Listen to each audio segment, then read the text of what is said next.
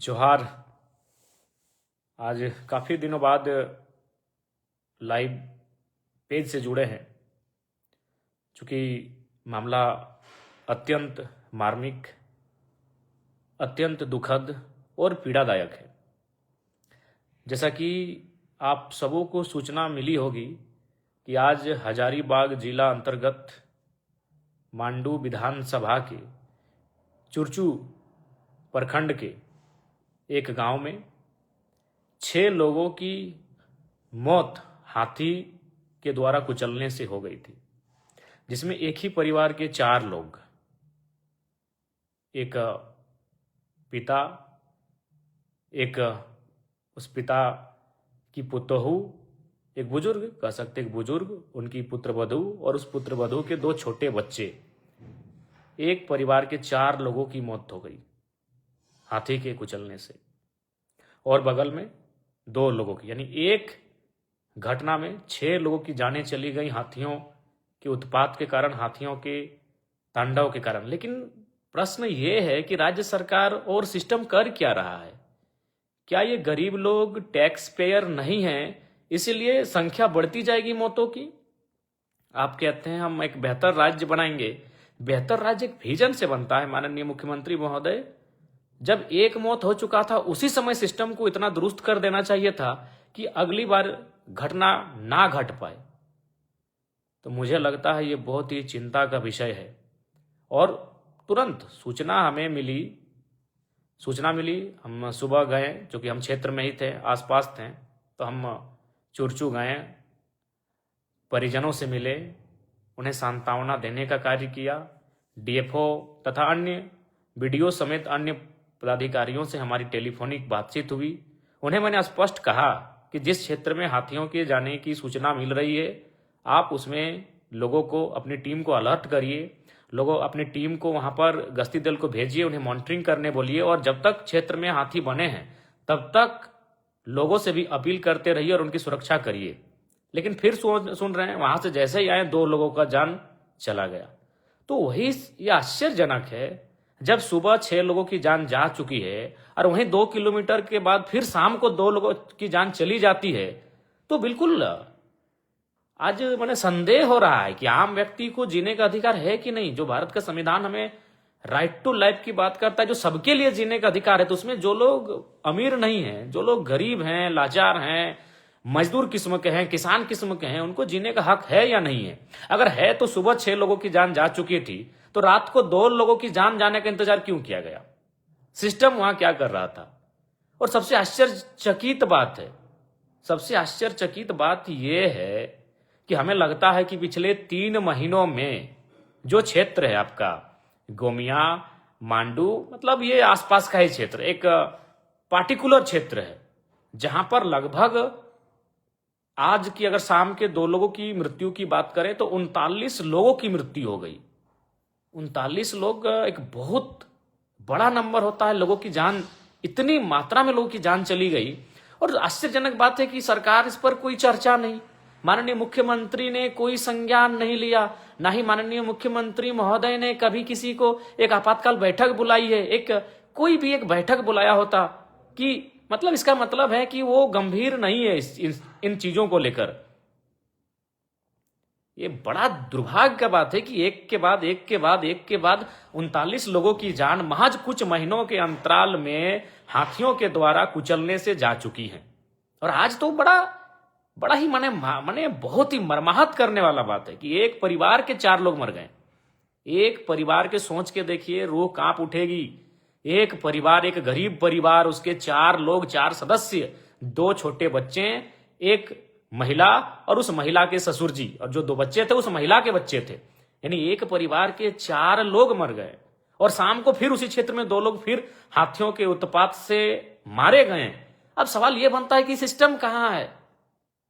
इसका मतलब ये सिस्टम हमारा कर क्या रहा है? जिनकी जिम्मेदारी है हमारी सुरक्षा की, क्या वो कोयला, बालू, अवैध खनिजों की जो तस्करी हो रही है उसी में पूरा ध्यान उनका है? कहां है वे लोग? देखिए, एक मौत होती निसंदेह, हम लोग भी अगर एक घटना होती हम लोग भी सोचते ही आपदा है, एक अचानक से एक घटना हुई, सिस्टम इसके लिए तैयार नहीं था, लेकिन एक के बाद 39 लोग मर चुके हैं।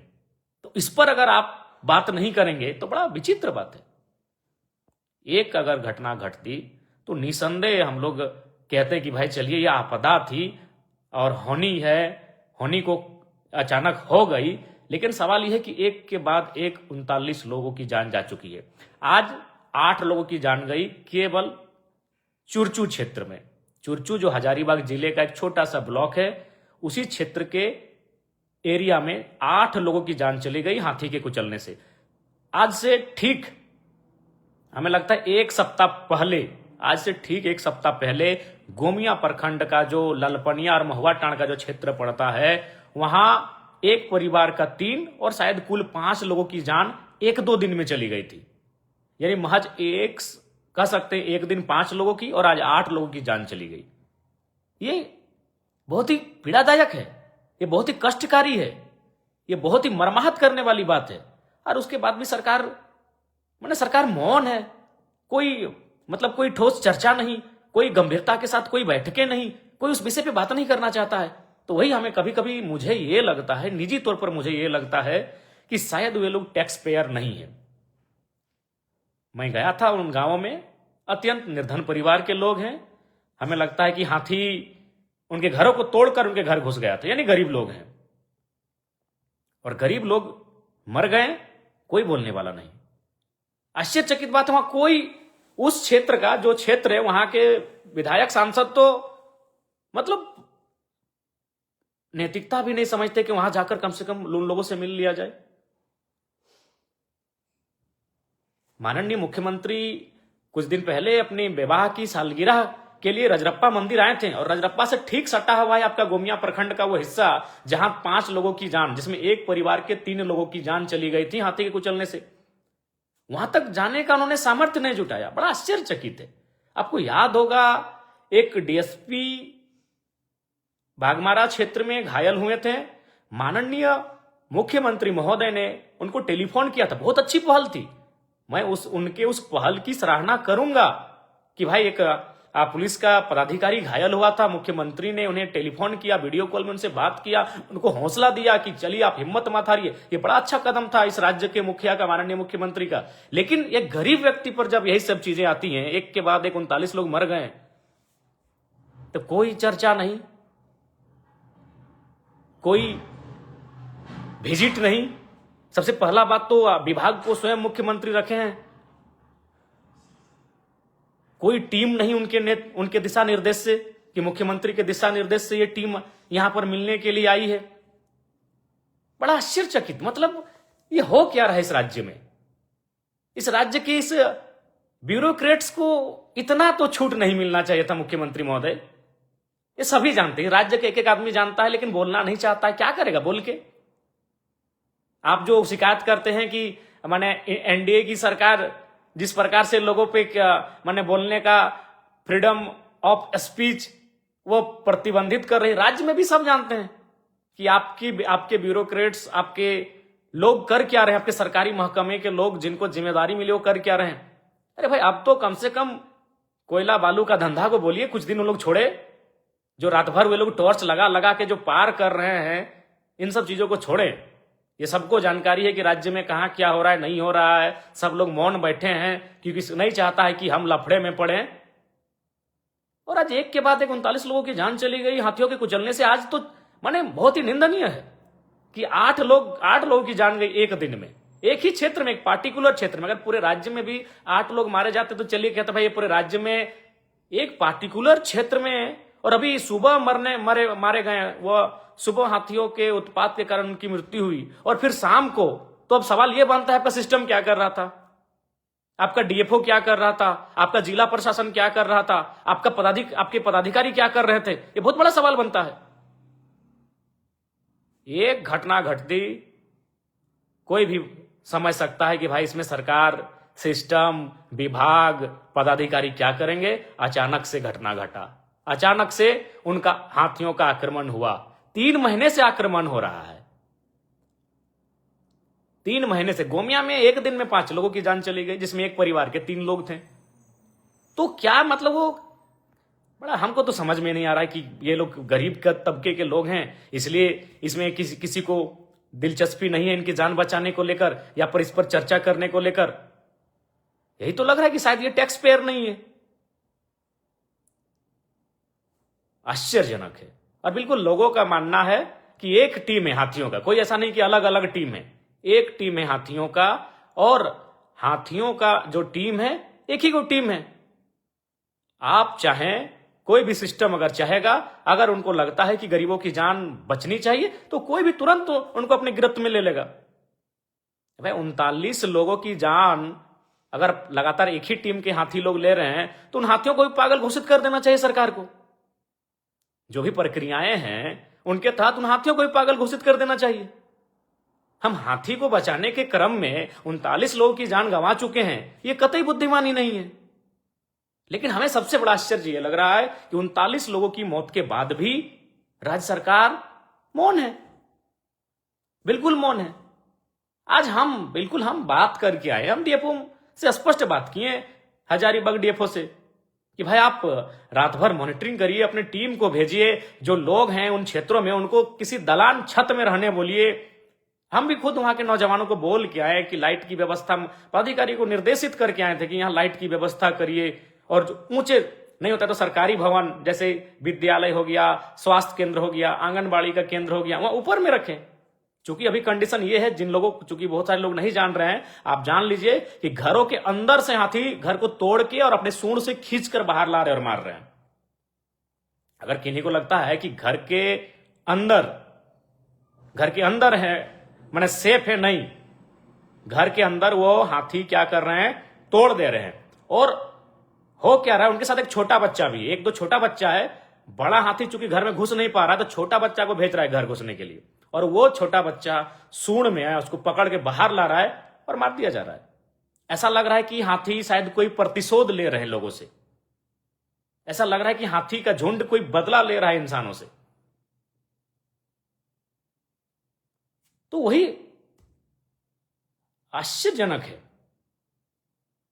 इसलिए मैंने स्पष्ट कहा, गोमिया भी मैं गया तो वहां पदाधिकारियों से मैंने बात की, लेकिन मैं स्पष्ट कहना चाहूंगा राज्य के लोगों से, और पदाधिकारियों को भी अगर बुरा लगे, क्या लगे, नहीं अलग बात है, आप लोग किस एंगल से लेते हैं नहीं लगे, लेकिन इस बात को मानना होगा, जो लोग ईमानदार हैं भैया उनको नमस्कार है, लेकिन इस राज्य के मैक्सिमम पदाधिकारी अपनी आय से अधिक करने में जुटे हुए हैं। जो सरकारी तनख्वाह मिलता है उससे वो संतुष्ट नहीं है, और वो दिन रात फिराक में रहते हैं कि कहां गाड़ी, कहां बालू, कहां कोयला, कहां पत्थर, सब अवैध कमाई से नोट छापने में लगे हैं। उसी का प्रमाण है कि आज एक एक करके 39 लोगों की जान जा चुकी है महज कुछ महीनों में।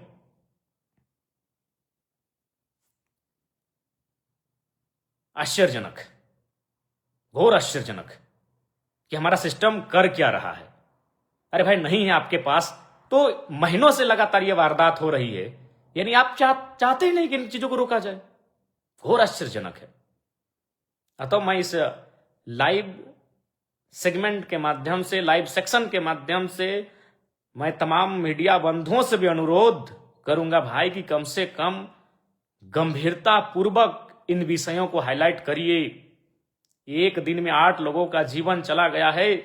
चूंकि यहां कार्यपालिका बेबस है, उदासीन है, विधायिका भी एकदम उदासीन हो गई है। मैं पत्रकारिता के अंग से कहना चाहूंगा, इन समस्याओं को बेहतर तरीके से हाईलाइट करिए, इन मुद्दों पर सरकार को घेरिए, सरकार से जवाब करिए, सरकार से सवाल करिए, उनसे जवाब मांगिए। नहीं तो आज 39 है, ये 49 होने में समय नहीं लगेगा, और हमें बस केवल अफसोस होगा। हम केवल सांत्वना प्रकट करेंगे, हम केवल शोक और ढांढस बंधाने का काम करेंगे, जबकि हम चाहें तो उन मौतों को रोक सकते हैं। ये बहुत ही आश्चर्यजनक है। एक व्यक्ति की मौत होती, हम लोग कहते कि भाई चलिए यह आपदा है, अचानक से हुआ है। घोर आश्चर्यजनक कि हमारे अधिकारी कर क्या रहे हैं। अगर नहीं तो अब सरकार से मदद मांगिए, सरकार से कहिए कि हमें अन्य राज्यों से सहयोग मांगिए। राज्य सरकार का कर्तव्य बनता है कि अन्य राज्यों से वो सहयोग लें इन विषयों के समाधान के लिए, निराकरण करने के लिए। आश्चर्यजनक है मुख्यमंत्री राजरप्पा आए, वहां से सामने नहीं आ पाए। अतः मैं माननीय मुख्यमंत्री महोदय से आग्रह करूंगा, माननीय मुख्यमंत्री महोदय नींद को तोड़िए, अगर आप सोए हैं तो नींद को तोड़िए महोदय, आपसे आग्रह होगा।